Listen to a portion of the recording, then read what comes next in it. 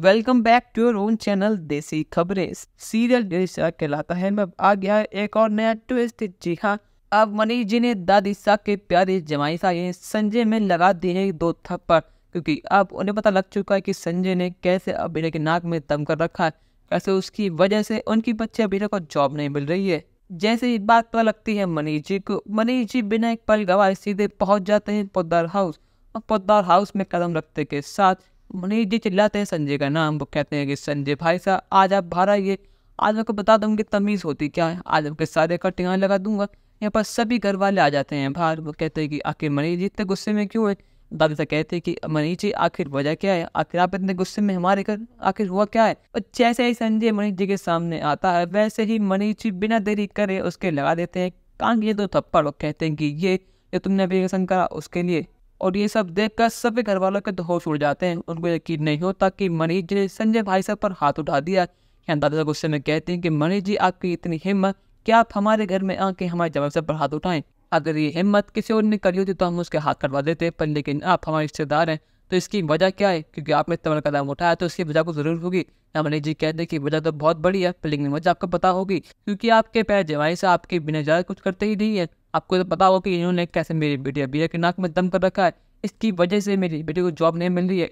सिर्फ और सिर्फ आपके जमाई सा की वजह से मेरी बेटी धक्के खा रही है इस पूरे शहर में। यहाँ कावेरी जी कहते कि मनीष जी आपकी इतनी हिम्मत, आपने बिना किसी सबूत के बिना किसी गवाह के इतना बड़ा इल्जाम लगा मनीष जी पर। आखिर वो लड़की वहीं लगती है कौन है और हम उसकी जॉब क्यों नहीं लगवाएंगे, आखिर हम उससे मतलब ही क्या है, वो लड़की हमारे लिए मर चुकी है।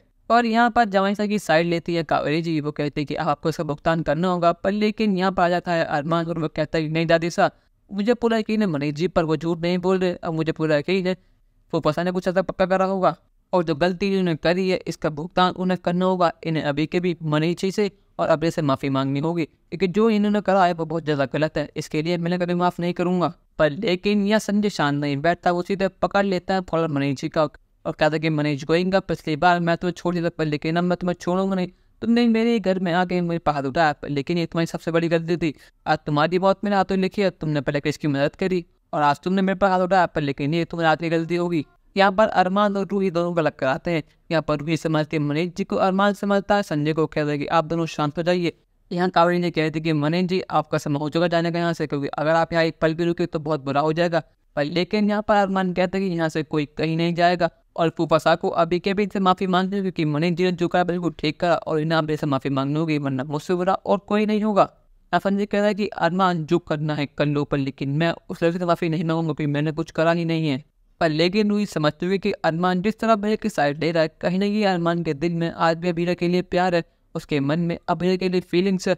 और उस फीलिंग्स को मिटाने के लिए रूही चलने वाली है एक नई चाल। वो अभीरा को इस घर में वापस आने वाली वो नौकर के तौर पे, ताकि वो अभीरा पर हुक्म जमा सके, ताकि अभीरा खुद अपना हक सामने देखे कि अरमान उसका किसी और का नहीं।